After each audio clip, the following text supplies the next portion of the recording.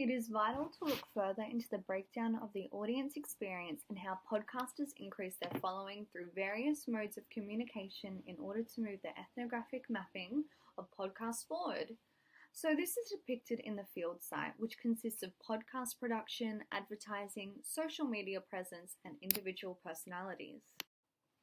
I want to concentrate on a particular idea for podcasts and for my investigation into how podcasters grow their listeners. In the end, this data will support my own investigation into how to expand the audience for my newly launched podcast. I intend to better understand how It's a Lot Pod by Abby Chatfield draws and expands its audience by thoroughly analysing the podcast. Initially starring on The Bachelor, Abby Chatfield has transferred to the podcast scene, as well as hosting Hot Nights with Abby Chatfield on a national radio show, now streaming her podcast on platforms such as Audible, Listener, Apple Music, Spotify, It's a Lot website, and Podtail. So that is 6 media platforms where she is just streaming her podcast. On all platforms, there are links to Abby's website. The audience may now access content, new episodes, podcast transcripts, and email the program.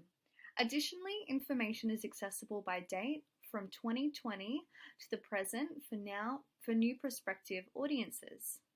This enables listeners to go through all of her podcast material and find out what subject she has previously covered, as well as other information. She has also placed a lot of emphasis on audience input. She encourages this and makes it highly visible, which is crucial for podcasters because it gives them a sense of interaction and more hands-on involvement with the program. When you click Abby's Instagram, you are sent to her page where you may see all of her videos in the feed. The recommended button takes you to Abby's individual Instagram page as well. Because listeners don't have to search her up to follow her, this is a highly effective method for Instagram to leverage the algorithm to their advantage. Overall, Abby uses a very diverse range of media to expand her podcast, and it will be interesting to learn more about how viewers respond to her, share, and become increasingly reliant on the content she generates.